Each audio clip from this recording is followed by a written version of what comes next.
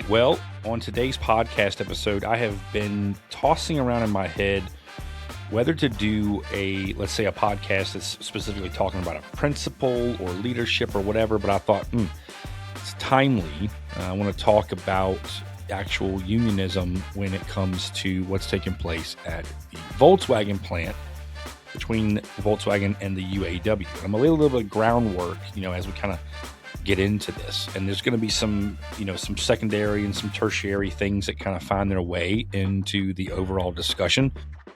But at the end of it all, when we get down into, let's say, brass tacks, it'll be made pretty apparent about, let's say, what's going on. And from a gatekeeping perspective, you'll understand exactly why we say what we say.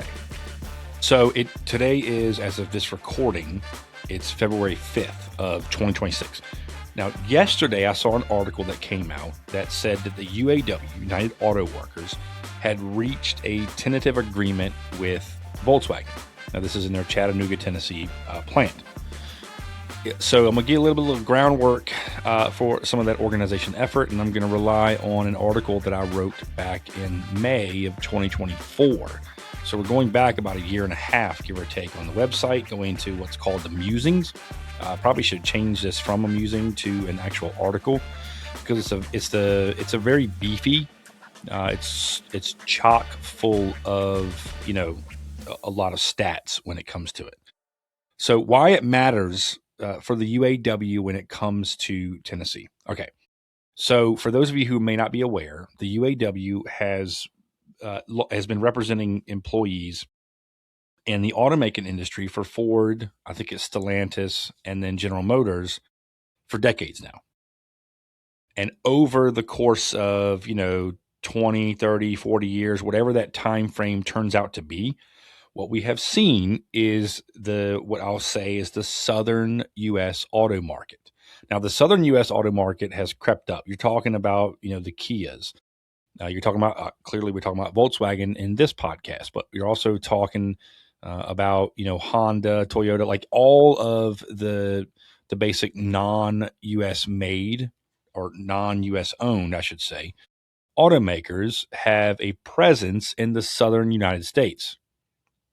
You may or may not know this next part, but interestingly enough, all of those southern U.S. automaker facilities, with the exception of Volkswagen in Chattanooga, is non-union.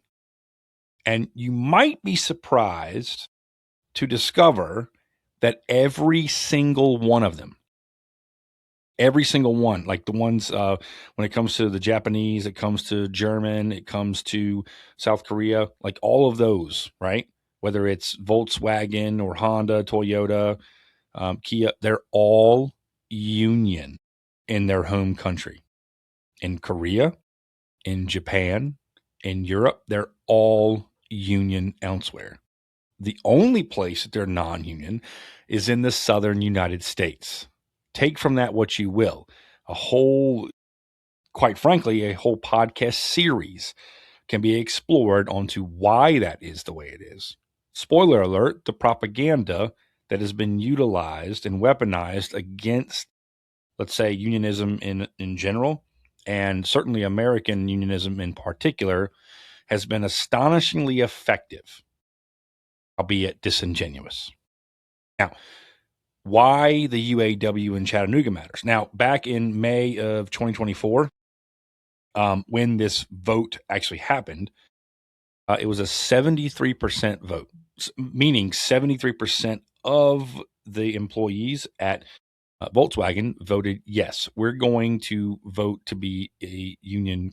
We want to be represented by unions, by the UAW in specific.